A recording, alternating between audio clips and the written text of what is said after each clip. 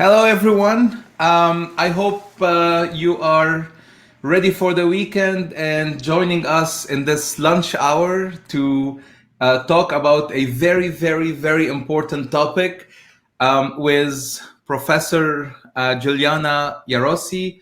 And we're going to talk about entrepreneurship. And we have so many things to talk about and trying to understand how somebody like there's so many questions, Juliana. First of all, hello, how are you doing?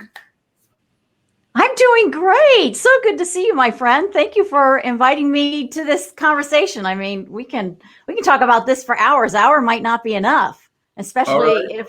if our audience has questions. So, I am sure we're going to engage the audience and we're going to have tons of questions. And so a lot of people are saying hi to us. From Jean is saying evening from France. Dr. Al Najm is saying hi to everyone. So this is awesome. And keep this is going to be a different from the usual sessions in the sense that instead of having a slideshow, this is really going to be very heavy on user interaction. And I'm yay, no PowerPoints. I think we're tired of video PowerPoints for a while, right? excited to try that. So I'm really, really excited to try that. So Juliana, before we start getting questions, Okay. from folks, and so I want to start with saying, what is entrepreneurship? So Oh my what? goodness. So Yeah. you're going to start with the hard question, right? So you know what? I'm going to back off a little bit from that and let's talk a little bit about what precedes entrepreneurship. Okay. Because in a nutshell, because let me talk. So what usually precedes entrepreneurship is innovation, right? So that whole, creating new products, new processes, new methods, new services, whatever, right? So that's great. We can innovate away. But the question is, so what and what's next, right? All these great ideas and all this stuff sitting in our labs, sitting in our brains, sitting in our garages, in our basements, in our warehouses, in our desks. We need to do something with it. And that's where entrepreneurship comes in, right? What's missing after innovation is entrepreneurship. And so, again, entrepreneurship in a nutshell is just strategy for getting innovation into the hands of users and customers, getting into the market, putting it into actual application. And we refer to entrepreneurship as that process that gets innovation across the finish line, right? It creates value from that innovation, that idea, that product that's just sitting there. We're going to create value for somebody. So in entrepreneurship, there's some different activities around it, right? Because it's about getting resources. You might need funding. You might need employees, right? You might need customers. You might need users. You might need some expertise in a certain area. And so entrepreneurs are really tasked with bringing all those resources to get that innovation across the finish line. So I'm gonna follow up, and this is Imani is posting something saying that entrepreneurship is a mindset. So I'm gonna go back and forth in this discussion. I'm gonna take this as something that I want to learn as well myself. I mean, this is Okay. why I like to do these discussions. Is it helps me to grow and in my lifelong learning. So so what you've said so far, to circle back, is entrepreneurship is what comes after innovation. And someone who does innovation, and if it's in their basement and it goes nowhere, then nobody would know of this good, and then it won't make it to people. And entrepreneurship is actually what exposes innovation. Yes. Yeah. Now, Imani is asking, and she's saying, entrepreneurship is a mindset. So, and when something is a mindset, does this mean it cannot be taught? Can you teach entrepreneurship? Let's go straight to the point. Can this be Yeah, something that that's, you can teach? that's a heated debate, right? And those of us that are teaching it say, of course you can. And to Imani's point, I view entrepreneurship as an action. It's an activity and it requires a certain way of thinking. So Amani is right, but we've got to add more. It's not just a certain mindset and a way of thinking. We've got to then be able to engage in all these activities that's required to bring entrepreneurship to fruition. And So go ahead. oh, go ahead. No. Go ahead. No, no, I'm just taking your idea and So yeah, but so to that point, what do we teach when we teach any subject?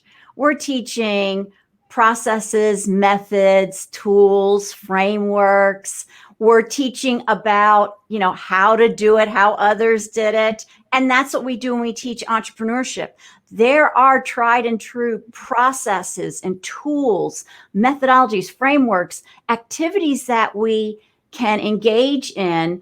And I saw somebody said entrepreneurship is problem solving. Really, at the base of it, it's solving a whole bunch of problems, right? Because we got to figure out how do we bring this thing to market. And so in that, it's not different from any other subject. We can teach those tools. Now, I can't make you apply the tools, right? As a founder, I can't say, but what I can do is say, here's the way other companies, here's what we've learned works. And all these tools don't get you 100% to success, but what they do is they de-risk this path you're on. They take some of the risk out, right? They reduce some of the bad paths and say, don't go down this road. We follow this. Let's keep over here. So I wanna take another comment, and this is definitely going as I expected it to go. And there's tons of people online. We have approximately 40 folks watching us now. So please throw in the questions, bring in all the questions that you want. We have an expert with us today. As I'm learning, I'm going to take a stab at the answer of Vaheb that he said it is about having a good idea.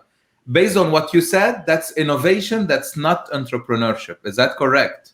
So it depends on what the idea is, right? Is the idea about, a product, a service, a process, a method that you want to get into somebody's hand? That's innovation. Now, you may have a good idea about how to deliver that. You may have a different business model. Maybe traditional products are sold one way, but your good idea is we're going to sell it a different way. And so that in and of itself would be innovation. Now, how do we execute on that? How do we go ahead and test that new business model, that new idea? And that's what entrepreneurship is about, really about this testing of this idea and all the ideas around it, how we're going to deliver it to market. Yeah, he expanded, saying the more you explain, the more you expand the idea, the more you'll be successful in entrepreneurship. And I am in agreement on this. So we have a Rohit is saying entrepreneurship is a problem solving. Do we see it this way? Yeah, because, and it's interesting is we have this product or service, right? We have an idea already how we're going to get it to market. We have an idea of who our customer is, maybe who's going to help us sell it. Are we going to make it ourselves? Are we going to make it? Now, we've got all these ideas out there. Now we've got to figure out which are true, right? And so we may try and sell it to that customer base and find out, they actually don't want to buy it. So now we got to find who else. Is there somebody else out there? But I'm not sure if at the base of his question is this idea of what a successful product or service might look like, which gets us to a whole other area do you have to solve a problem, right? We are 11 minutes into the broadcast, and I did not get to ask any of my questions yet, which is awesome. Which means this is great. So everyone on LinkedIn right now, go ahead, throw your questions out, and let's keep this session engaged as it is. Like, I'm so excited about this. So I'm gonna take a question from Dr. Al-Najm. He's asking, what are the different type of funding series, and what is needed for each type to get granted from investors? So, we use this language, right, of series seed, pre-seed, series A, series B, series C, What does series. this mean? I have no clue. You know what? It it doesn't. 30,000 foot view. Yeah, what it really tells you at the end of the day is how many times the founding team, the company, went to market to raise money. Okay. So it gives you an indication of that. Early on, it is meaningful because pre-seed may mean we actually don't have the product. We're basically just conceptualizing the product. We're doing proof of concept. We're doing prototypes. Your seed may be focused on running some early pilots on the product or the service to see if it actually works. Your Series A is usually when you're getting it to market, and then the Series B is usually you're starting to scale and really grow. You've proven out your business model, but those aren't hard, fast rules. And then all the other ones out that are about, just additional funds needed to keep growing this. And it may also include changing to different target markets, entering different markets, whether it's customer markets, geographic markets. It could be, we've been subcontracting the manufacturing. Now we're going to do it in-house, so we need money. It just depends. But it's kind of it's just sort of this vague term. But at the end of the day, when somebody says they're raising their Series G, it's like we know they've had to go to market raising a whole bunch of money. Okay, so it is more of a tracker of how many times you went to. All right, you see, I'm learning. So Pratik is asking, and he's saying he feels that there is no particularly defined steps to get an idea out, but he thinks that getting the precious idea out in an innovative way is also part of entrepreneurship. So I feel like there is a thin line between innovation and entrepreneurship. You know what? I see it as a more distinct line, right? So you've got to start with, you've got this innovative idea, but what you have to do and what entrepreneurship about is running through and creating these continuous feedback loops on all different dimensions. So the first big feedback loop, is there a user or a customer? And customers or users are different because somebody using your product or service may not be the person paying you, but you're going to have to find out who's going to pay you for it. And so you've got to start running experiments to figure out, well, what we conceptualized and what we built, is this really satisfying a problem or a need, or is it creating the delight that we wanted it to do? In our heads, we may think yes, but once we show a bunch of other people, so, they may not feel the same way, or they may have ways to make it better, to make it a little bit different.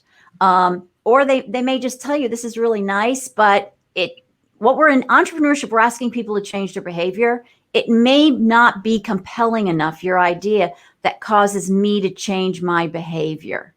And so you've got to start running these little experiments and creating these feedback loops. So you're mentioning. And so there actually are steps. You figure out then the customer is, you got to figure out what it is that they want. Are you really giving them what they want? And then you got to start building the organization around it. Well, how do we sell it? How do we make it? How do we, so. So to a question. Yeah. Is it better to begin a entrepreneurship venture with a problem or an idea? Yeah. So this is, again, one of those that's, we can debate about for a long time. What's interesting is I have just informally asked founders over the years. Can we ask before you answer it? Yeah. Can I ask people listening to us right now? Yeah, a poll. Please post a comment if you think, what do you think the answer should be like? Do we start an entrepreneurial venture with a problem or with an idea, whether it is for a product, of process, or a service? So please post some comments. Juliana, please have at it. Okay, you want me to give them some time to post, or you want me to No, go ahead. Let's continue, because there is a 20-30 seconds lag between our discussion and what is streaming. Okay. So when I talk to founders, I can tell you what I've seen. When I talk to founders, even founders that started with a product and a solution, it's better to start. They say it's easier to start with a problem. And so why is that? Well, when you have a problem, you already know who the customer is or who the end user is. And then what you can do is, and who is it who somebody had mentioned design thinking in there? Yeah, so Amani, that's right. That's at the heart of design thinking. We start with this problem, right? And then you can build the solution around the user, that particular user, the customer, the person having that problem. You can then spend some time really understanding the problem from their perspective and build it around around their needs, rather than spending all this time taking something out there trying to search. It's hard to search for who your customer base is. And for most startups that I see, their initial customer base or user base usually ends up not being the one that actually they settle on to really grow the company. And those early adopters, especially of very innovative things, it's usually it's a small market often, right? And so trying to get that bigger group. So while both, there's successful companies that have done both, sometimes really identifying a problem that's not been met, a market that's not been served or is underserved, an annoyance that everybody shares, but nobody's thought of finding a way to get rid of it. And so this is, so this is sort of, how that looks. Now, the lean method that everybody hears about starts usually with a product. You start with the idea, you start with the product, and then you move back. Design thinking starts with the problem. So different methodologies, right? Remember, I talked to you about, this is about processes. So we figure out where we're at, and then we figure out what tools will help us get to commercialization. This is awesome. I don't know if you've noticed how the chat exploded with comments, and there's so many feedback. I just want to say something. Sometimes it appears like I saw it on my chat that Elio, it was you who posted this. So when you post when you have your profile set up as private, the system won't let me show your name in here automatically on its own. So this is why if sometimes you see that it's not your picture, like in contracts, if I say, for example, like Jad's comment, a problem because the market already exists, I just wanted to clarify this. Now, I want to take an example. And Mahendra posted, Tesla worked on an idea, so not on a problem. Can you comment on that? Because if I understood correctly what you said, we're starting with a problem and we're starting with a pain point. And like here is a counter example saying, hey, there's something else out there. Tesla started working on an idea. And you know what? I mean, electric cars have been around for a really long time, right? This idea of electric cars. So their innovation may have been around, combining other technologies within that. The question is Tesla, when you look at the number of sales and the rate of adoption, is it successful? I mean, I could be opening up Pandora's box here now, but I look at that and I'm like, are they really successful? I mean, you don't see, it's not that everybody's got a Tesla in there. I think they're still struggling, trying to figure out what's their market niche and really what to deliver. Now, another interesting books. You did. I know. I mean, waiting for the comments to start coming. I know, but the question is, let's look at the numbers for real, right? I mean, there's a very small niche market of people who buy Teslas. But here's another issue about certain types of technology. Like, think about when mobile phones started, and think about electric cars. What do they require to really get full adoption? Is infrastructure. right? So the mobile phones, I mean, I had back in the 80s, I mean, you can see from my gray hair, I'm gonna be 60 in a couple days. So, so I've been around for a long time. Please, So please, let's not talk about gray hair. Let's leave it. I think I got you beat, Rami. I got you beat. So yesterday, my daughter told me, "Oh, you have gray hair." I told him, "No, I don't have gray hair. I have wisdom hair." So Wisdom hair. Yeah. Well, I'm really wise, right? So, but with innovation, what it takes, think about. So I had that big, what's called the big brick Motorola phone. It was this big, back in the late 80s, early 90s. Almost nobody had mobile phones, and there was almost no connectivity. I used it just, when I was traveling around, so I could have some emergency contact. But if I was in an area where there were no cell towers, right, didn't help me. So once we got great coverage, right, mobile phones became in the US. Now, other countries did a much better job of coverage than the US did early on, but they became ubiquitous. Look with the electric cars. What do we need that we don't have? We don't have easy, quick charging stations everywhere, right? So there is a lot of people that are agreeing with what you're saying. yeah, so Like I that's what, when you're agree. looking at a technology that requires the infrastructure, it's going to take a little longer because the infrastructure has to be there so that we can so that we can actually use it. So I think, like with electric cars, that's sort of holding back the market a bit. And you guys probably have great ideas of other areas where it's the same thing. So I want to shift gears a little bit, and so I understand, at least I hope everyone else understands the difference between innovation and entrepreneurship. You innovate first, you follow it with entrepreneurship.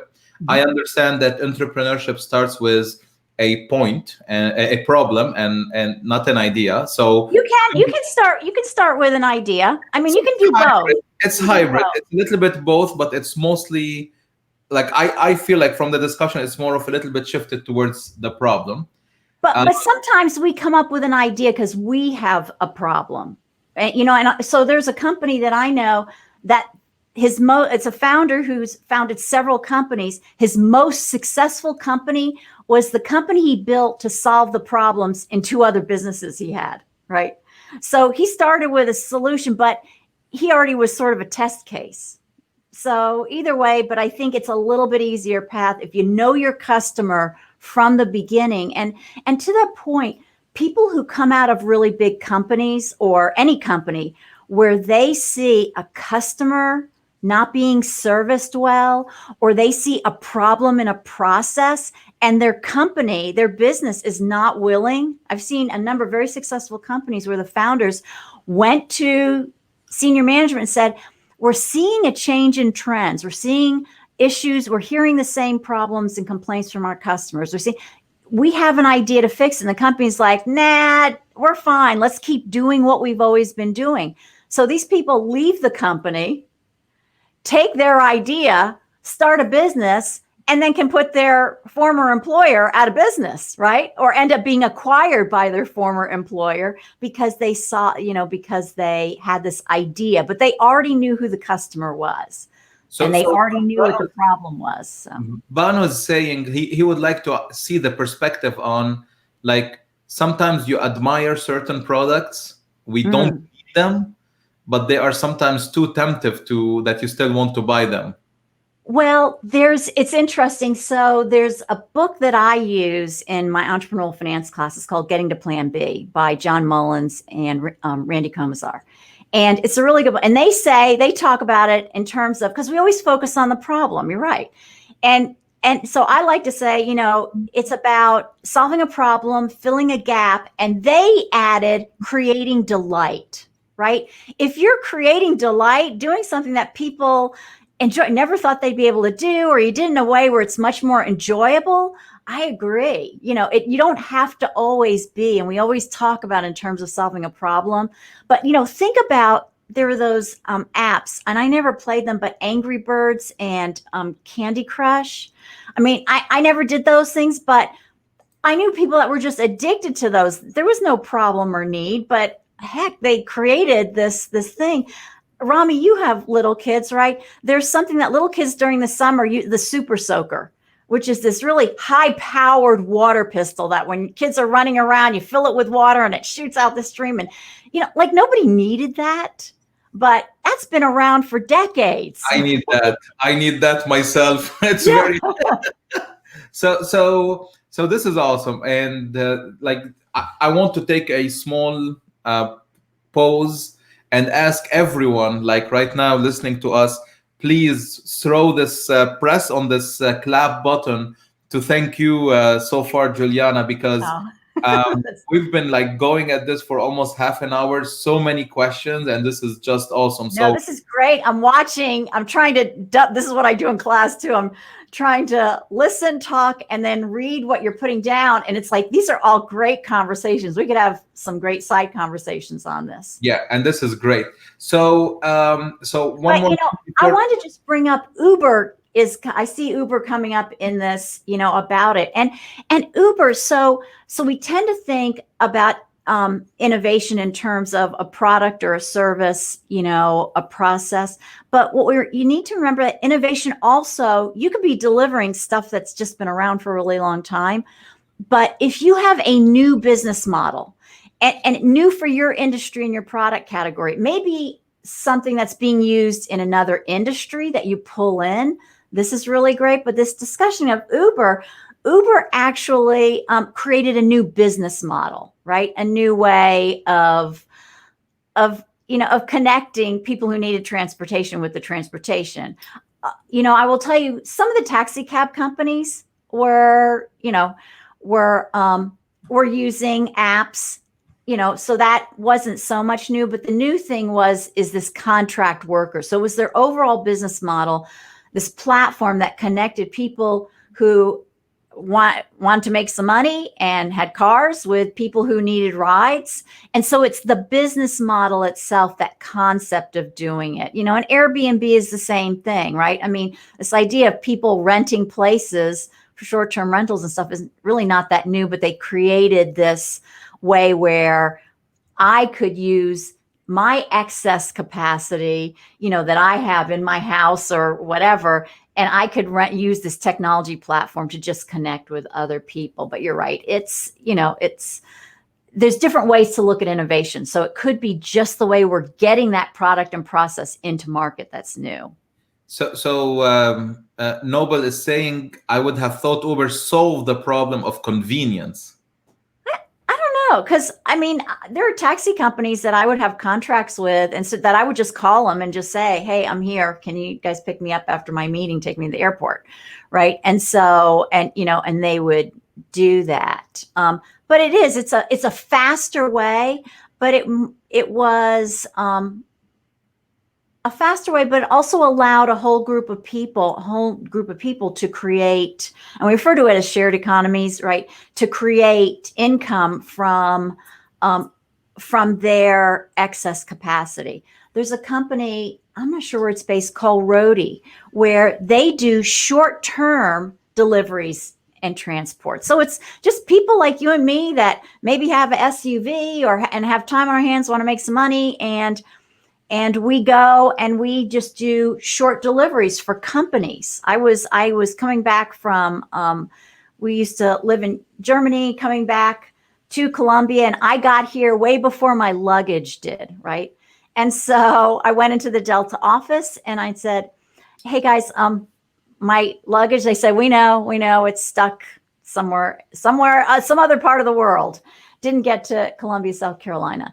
And so in came this person with a roadie tag, and Delta had contracted with this little company because they're required to deliver all the baggage that comes after their passengers come. And so, yeah, there's not so much of a convenience for me of what they do, but it allows all these people, independent people, to make a living in a different way, using technology as the mediator between it. And Delta then didn't have to hire a trucking company that may charge more. They didn't have to hire their own people that may charge more. So these different business models are interesting. So questions. Do we have does entrepreneurs Mhm. need to have a patent before launching a new product, and when it is not necessary? It's important for founders, if you're looking to fundraise and you're looking to try and create some sustainable advantage, to have something unique about your company that you can defend. And it may be in some expertise you have that nobody else has. In which case there may not be other than trade secrets, and certain things it's not going to look like a patent. There are a lot of different ways that you can go to protect stuff. Patents, there are certain areas where you may want to go ahead, and this is something where you need to talk to legal counsel, I think, about, and really look at the industry. Some industries, you want to make sure that you've protected other industries. So software is an area you can ask two lawyers, patent lawyers, and they will give you different responses, because as soon as once you file your patent, and once it's approved, it is out there for everybody. Knows your secret, right? Everybody knows if your software, what your code is, right? Everybody knows what you've done. That's why companies like, what's one of the most famous trade secrets they didn't patent, is the formula for Coca-Cola. A lot of times when there's a certain formula for something, you don't want to publish it because you don't want everybody to see it. There's some interesting case studies of companies that did file for patents, published everything, all the research around it, what they learned, how they came up with it. And guess what? Their competition took that, were able to design around the patent, and then ended up eating away their market before they had a chance to establish the market. So there's no clear-cut answer. You've really got to look at the industry, and you've got to make sure that if you're filing a patent, that somebody can't easily design around it, that there aren't enough other solutions where it wasn't really worth the money. But as I said, from investor perspective, we're looking at, you've got to find some way that you have an advantage that is defensible, that nobody else can easily copy. So I was trying to search for the video of, because when you mentioned Coca-Cola, I remembered when they were moving the recipe from one location to another, and like I was trying to see if I can find the video on YouTube, and I couldn't find it so quickly. I found the Vault video. Oh yeah. So I'm going to switch to a couple of questions in common in here from Vahab and from Lara. They're asking, what is the difference between customers and users? Yeah, that's a great question, because we tend to forget that, right? The customer is the person who's actually paying us money. They're paying us for it.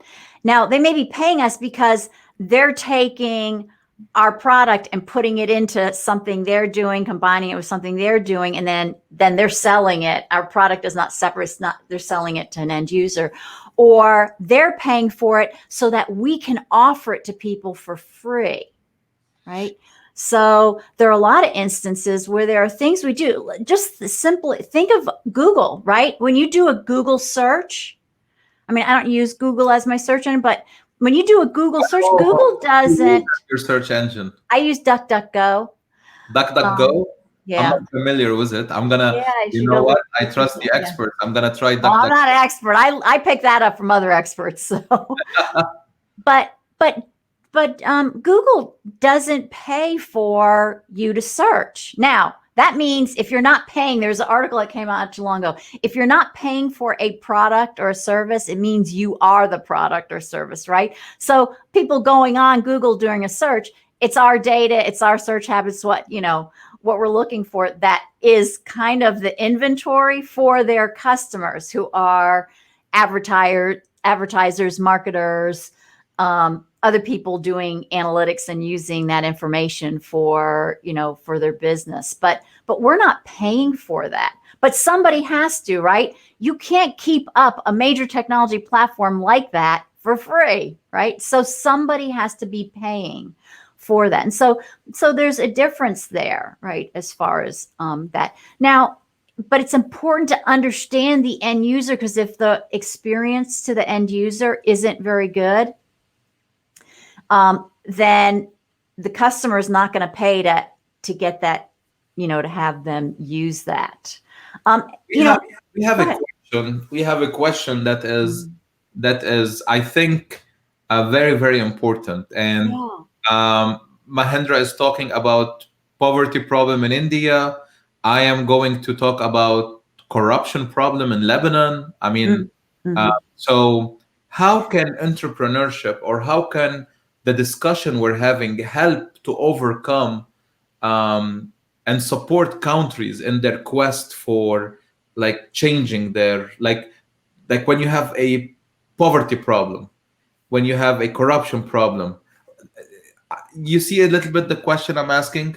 Yeah. No, and actually it's interesting because probably about 10 to 15 years ago, I did a lot of work in the area of microfinance, right? Which was one of the solutions as seeing for that. At the base of microfinance, right, is this issue of driving capital, small amounts of capital, to individual entrepreneurs so that they can create their businesses. And it's really some really unique models that came out of that. And it's funding from investors around the world, could be investors in your area. It was basically kind of, using sort of crowdfunding techniques, but it was funneling um, capital to individuals to bring to life their ideas to help their businesses thrive. So at the base, I've always felt there are two issues in the fight for poverty. One is education, and I the other is access to capital. Amen. And when you've got, you know, education, when you're really helping to give people the tools and the knowledge, you know, that's one step. And then the other is, if there's access to capital. Now, not all entrepreneurial ideas need outside capital, but having both of those together, I think, really lifts people out. And we found that in the U.S. also, is that, you know, your chances of being impoverished, of not being impoverished, are greatly increased if you've got if you finish high school, if you've got the basic skills you need to engage in commerce and business, and bring your talents to market. So I think both of those. So And I want to comment on something, and yeah. I'm gonna give you a different perspective. I agree with you on education. Like, I mean, I'm an educator. I'm a professor at the Mhm. university, so that's my job. And I feel that education is like sometimes is not doing what it's supposed to do, Yeah. in turning the tide in some places. Yeah. But I'm gonna give you an example of, and I'm allowed to speak about it because I am Lebanese American. So Yeah. from my Lebanese side, the education system, even if it's good, it can also be a failure. And I'm commenting about the Lebanese model. Almost, I mean, the literacy level is off the charts in Lebanon. I mean, Mhm. everyone, if you don't have a master's degree nowadays, it's negatively seen. This is how the Yeah. country is running. I mean, everybody goes to universities, and everybody is either an engineer or a doctor or a lawyer. However, corruption Yeah. is deeply rooted in every single institution. So I would say education alone is not enough. It's important. It's I like the first step, but you need to have laws and like governing. What's your comment on this? So I will tell you, and I agree. And what it is you have to have people of value, virtues, and morals, right? That are in there. So Adam Smith, well-known economist, right? One of the fathers of economics. Before he wrote his book, and this was a couple centuries ago, right? Before he wrote it, he wrote a series of books called Moral Sentiments. And at the base of that is, in order to have these well-functioning economies, you need to have people of of good morals and virtue and people with values, because there's that little tug of us looking out for our self-interest, right? Which is corruption is at the, way at the, is we're totally looking out of our self-interest. And he said, you have to have a society that is underpinned. And the founders of the US, the same thing. They wrote a lot about this. And, is that you really need to have some kind, we talked about infrastructure before, but some infrastructure of basic, and so laws can help with that, Actually, what you're saying, exactly. And Amani, I just saw her pop up, is, you've got to have laws, but you've got to have people that are willing, because all these places, right? Lebanon has laws. We have laws, but then people break it. Well, is there nobody saying, hey guys, you broke the law, so now you gotta the problem. pay the price. And we don't have that will to say that. And we tend to concentrate. What happens is you don't want, when you've got a concentration of power, all this stuff, it doesn't matter how much education, if power is all concentrated in one group versus, in a free economy, entrepreneurship. I will tell you, my study of entrepreneurship is one of those things where I don't care who you are, what you come from, and what you have or don't have. You can create something amazing and make an amazing or a little but important contribution to society, to your community. But it's through entrepreneurship you can do that. But people up top that are, in control often will try and squash that and not allow anybody else to be able to bring their ideas. And I've known friends who've started businesses in countries that were really trying to develop their economy. But what happened is everybody wanted to keep their business small under the radar, because if it got too big, what happens?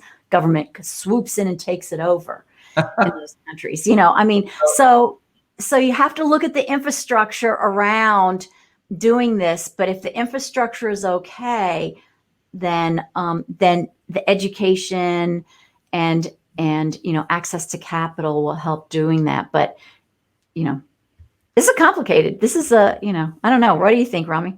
Well, I mean, I believe everything you're saying is there is a lot of points that you've said that are so important, and one of them, for me, what you said, and I don't know of Adam Smith, so I wrote this one down, and I'm gonna take note of this.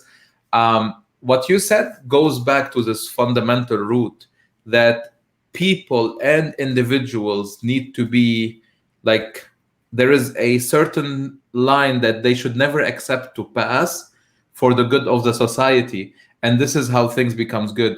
You said it. I mean, there are countries that they have laws and it's just they're not implemented because of corruption. Yeah. Because someone who knows someone.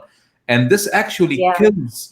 And there were a number of economists at the turn of the last century and right before World War II that were really raising the bell about socialism and communism and how it was going to destroy these entrepreneurship. And again, it's about a concentration of power. If there are a bunch of people that want to control everything and be in power, then the rest of us are going to struggle to bring our ideas out and to be able to deliver what we want to do to solve problems.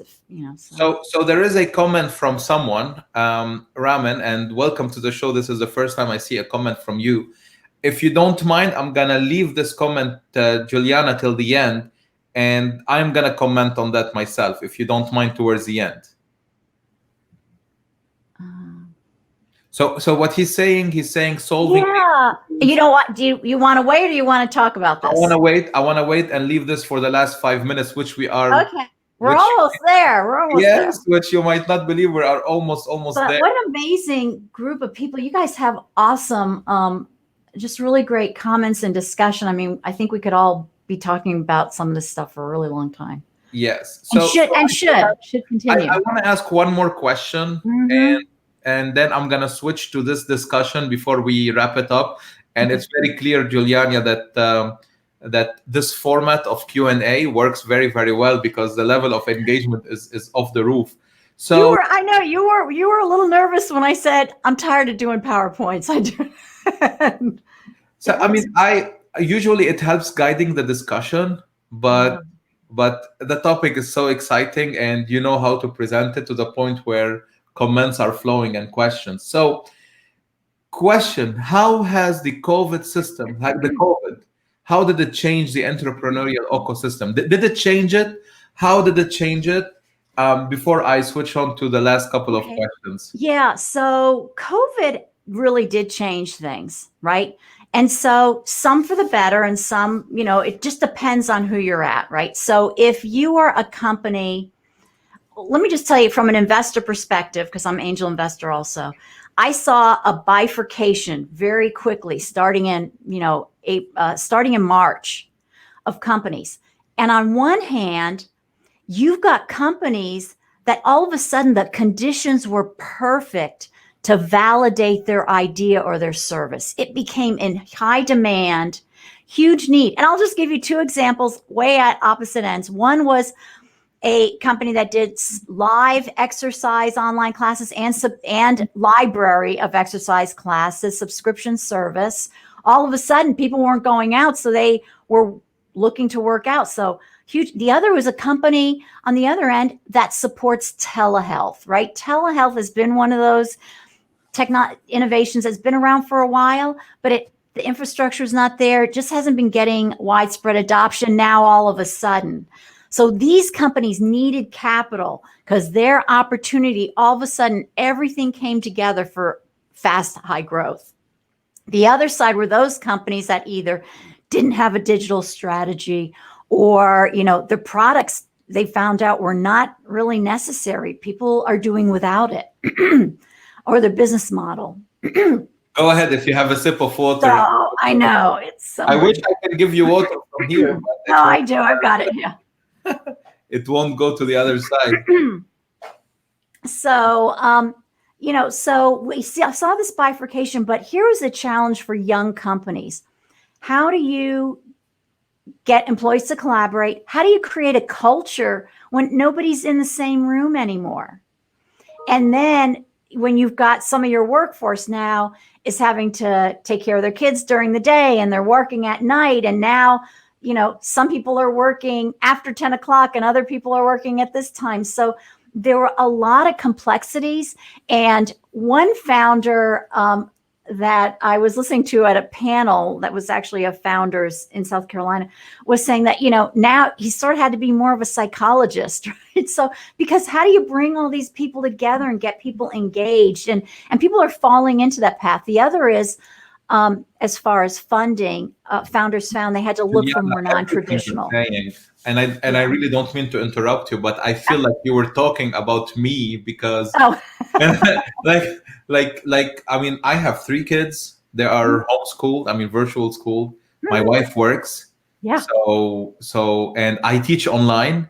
So I had to come up with how we can teach online and keep people interactive and keep it dynamic because usually you walk in the classroom, you read body language. So everything you said, I feel it 100%. So so some companies are set up to deal with this and are doing very well. And then other companies are, are struggling. And then there's actually a third group that's to the newer problems that have emerged during COVID. They're innovating, right? And so that's the third group are those that are saying, wait a minute, we're going to put aside what we've been doing. We're going to do something different. This is awesome. So I'm going to take one more question from Elio. And after that, we're going to go back to the comment on space exploration by Raman. So he's asking, how do we know if we should explore something alone or with a team? Like how do we do that? So one thing I'm going to tell you that is you hear every founder talking about being a founder is lonely. It's isolated. You have tons of responsibility on you. So you want to build people around you in that respect that you can bounce ideas off of. And it could be advisors, board members, team members, co-founders. but you do want people, you don't want to get stuck in your own head. You want other people checking what you're doing. But the other thing is you have to figure out, do you know it all? Very few of us do, right? But Rami hangs out with really smart people, so maybe you guys do. I don't. There are things I'm good at and things I'm really not good at all. Nobody knows it all. And so what you want to do is figure out the most successful founders I know are ones that said, I know this, but I don't know anything about this, and I need to bring in people who know about this other stuff. And I completely agree. But it's like finding it's a marriage, right? I mean, to use a cliche, you've got to be very careful as to who you bring in. I've seen people bring in family members and friends, and then things didn't work out. And so it's good to have that. You've got to have agreements that if you end up having to break up, what does that look like?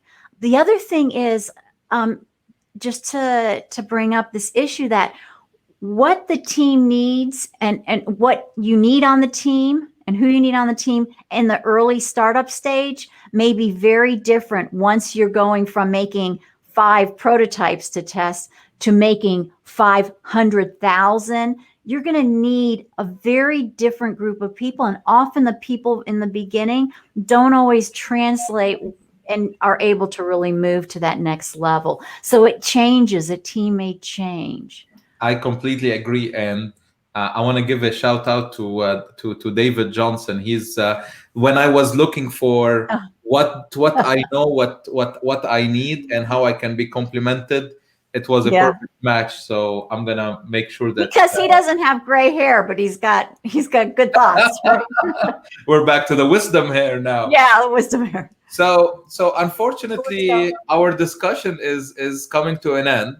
I want to talk about this a little bit, and I'm going to give you a last second to say what you want. I hear where you're coming from. I totally get that. It's like, I'm like, why are we going to the moon? Actually, there's stuff on Mars we could be, why are we going to Mars? There's stuff on the moon close at home. But I get that. But I don't think it has to be a either or. Why can't it be a both and? What we don't want, though, is to pick one to the detriment of the other and to pick, the other to the detriment of the one, right? So when you think of the mission when I was a kid, what was the overarching goal in this country, the space race, right? Was to get to the moon. I mean, in 5th grade, my book report was on Alan Shepard. I wanted to be working. And luckily, as an young engineer, I was able to work with a bunch of retired NASA engineers and do some work with JSC, which was cool. But that drove all the technologies that we're using now. So don't discount. I think it can be a both and.